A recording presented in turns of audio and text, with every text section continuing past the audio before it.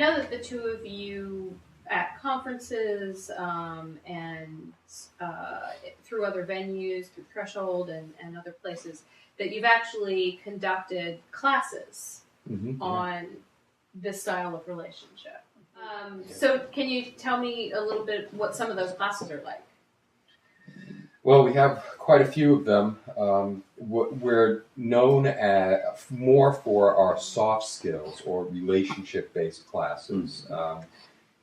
In order to get to this as successfully as we have, and we consider ourselves fairly successful at this, given the 2.5-year lifespan of most relationships in our community,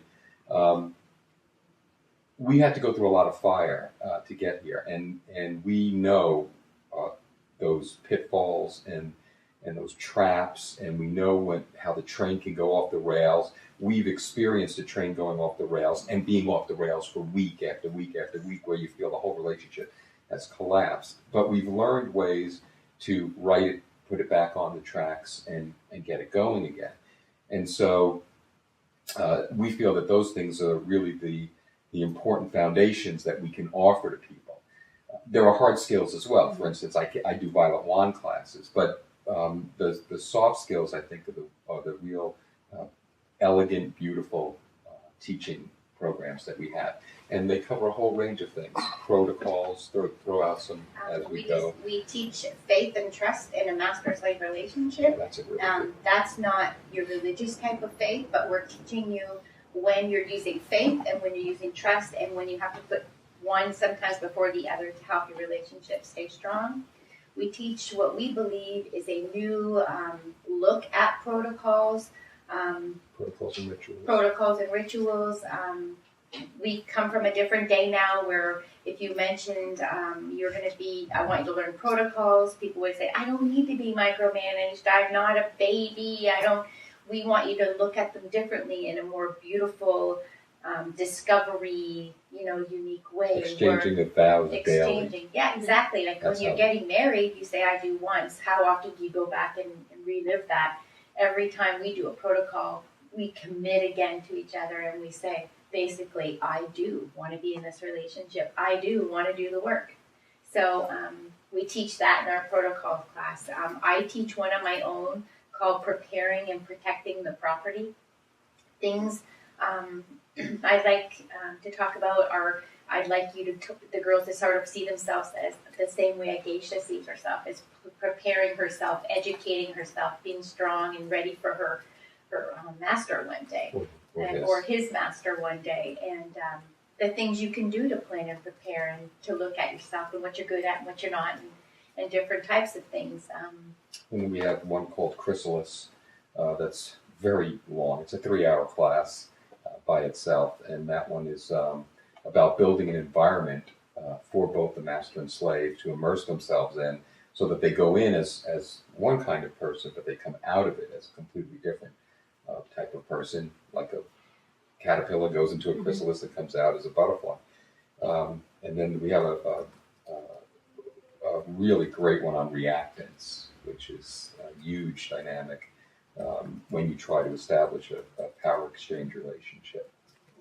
I think we have a new one that we're going to be teaching at the Master Slave International Contest in Dallas in March, second week in March. And we're teaching it. It's called We're in a Master-Slave Relationship. I don't like you very much today. Now what? Mm-hmm. What do you do when you're in that situation? Conflict resolution. I mean, those are the things that you want to hear.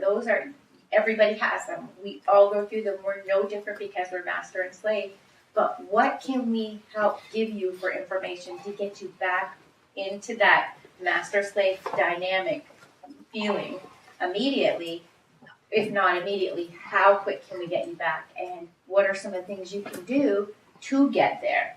So that's a great class. I'm so excited to teach it. We have to keep it secret and under the carpet till we get there because they want us to keep, at least this one for them. You're streaming this live. Yeah, it's okay. We're not teaching the class. We're just telling you what it's about. It's available on the web. If you go to SouthPlainsLeatherFest.com, I believe you could get a list of all our classes there because they have we're teaching 3 there. And mastery-slavery.com as Is well as our our website. website. You can Okay. see the mastery-slavery.com. And Now, you'll be able to see that. How applicable do you feel that these skills are to other relationship styles?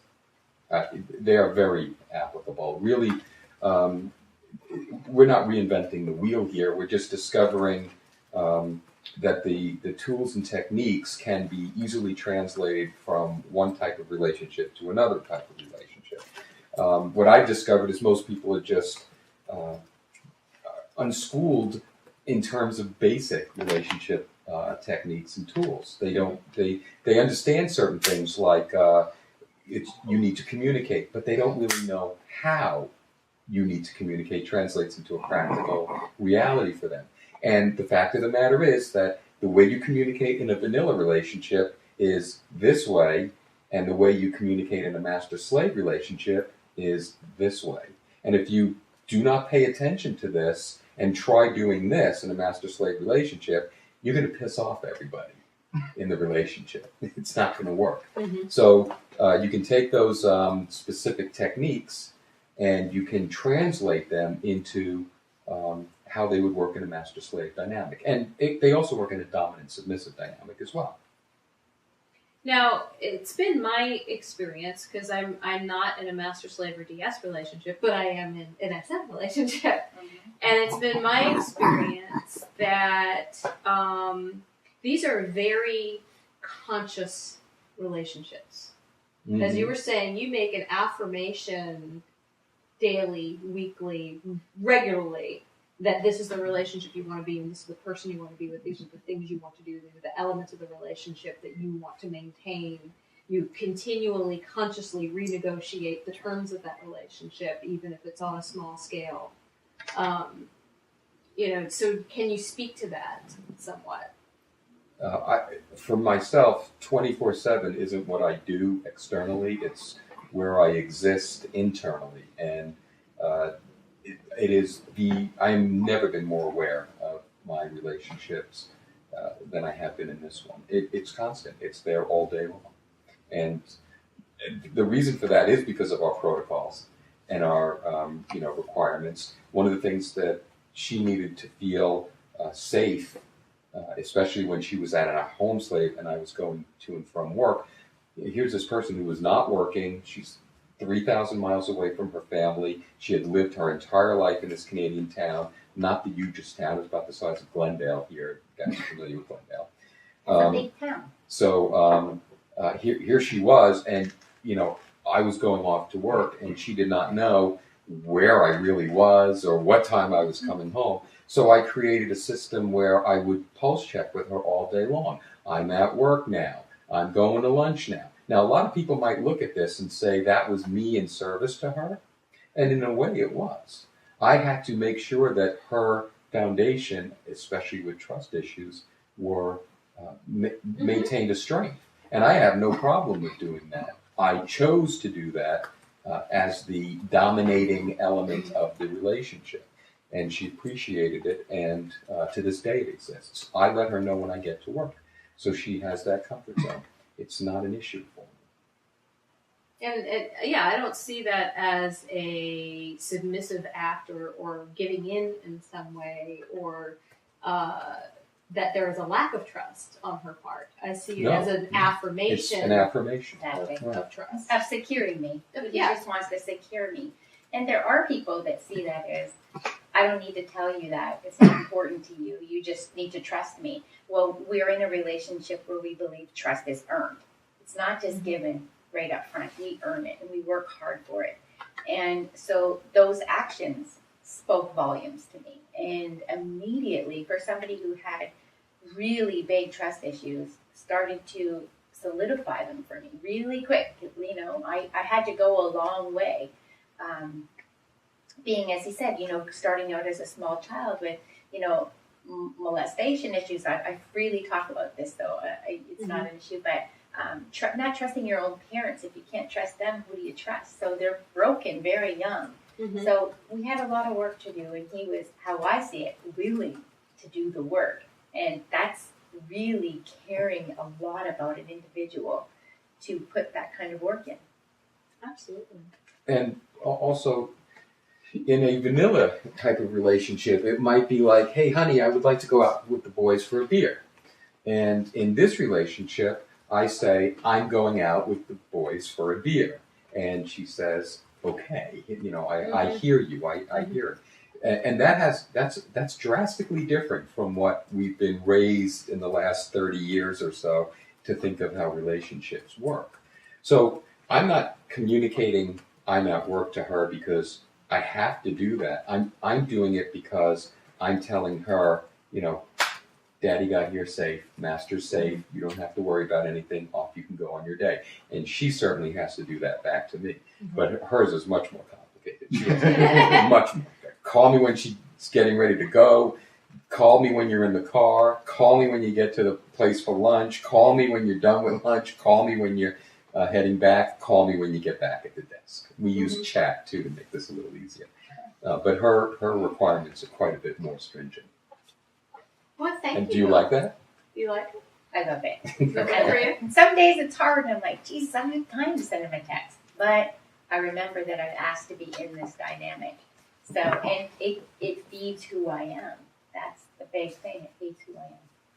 I want to now give you guys a little bit of commercial time because there's an event coming up this Saturday. Yes. My Kinky Valentine at Threshold, 11300 Heartland in North Hollywood. It starts at 12 noon on Saturday, February 11th, and it goes until 7 p.m. And then there's 6 p.m. And then there's a big party after as well. What's and the it's cost? $10 to get into the event, and how much is the party? The party's 20, but there's if a you do sweetheart both, package. it's 25 for both. And there's some amazing vendors there. Yeah. Can we kick off some Yeah, vendors? absolutely. Oh, yeah. Goodness, I There's so can't many. think. It's amazing. Well, I No. know explicit restraint Restraints force is is there. there. It's gonna be Explicit there. Restraint Corset I is know, there, yeah. and Deviant Elegance is there. I think that's Leather another stock. corset person. Leather Stock.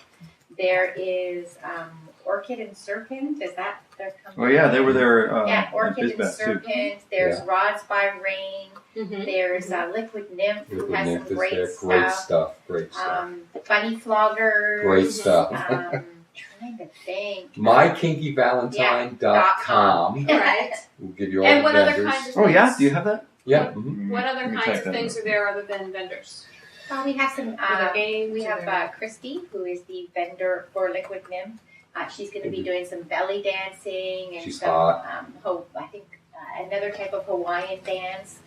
We have Leah Costa, who is a pole dancer, and she's just amazing. Incredibly hot. She is.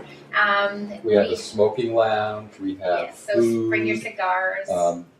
We've had volunteers come in and make something like 200 tamales by hand. Nice. So they're all hand rolled tamales, and they're really We had good. a great silent auction, amazing this year. Amazing So silent it's great to auction. check out to get some really good kinky items for dirt cheap. And Valentine's Day is just around the corner. Yeah. So, Yeah, you this know, Get all your get kinky your pinky implements now. shopping and It's like right before Valentine's Yeah, Day. You're not going to get any better deals than this Yeah. place. So, and and it's a great party too. And Mhm. for people who haven't been to Threshold or haven't been for a long time, we've worked very hard at revamping it. It's gorgeous. An amazing, elegant. it Oh looks my gorgeous. God. The furniture is amazing. I gotta shoot there again. The new Yeah. painting. It's Can I beautiful. just throw a couple more things out more on Absolutely. the master-slave dynamic? If Absolutely. you're really interested and you're looking to attend conferences, the next one we're at is, as I said, South Plains South Leather Plains Conference. Leather Fest.com. That's in March, second week. And if you're interested in going into more, we're teaching in Atlanta at Southeast Leather Fest the second week of June.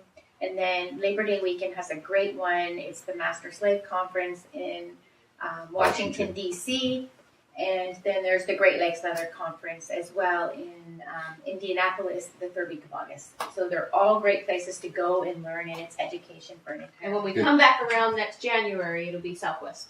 Again, Leather Southwest Day. Leather is, January. yeah. We're You actually guys just did that like 1 or 2 We weeks just we're let actually them. we traveled a lot in 2011. We're actually traveling more this year, 2012.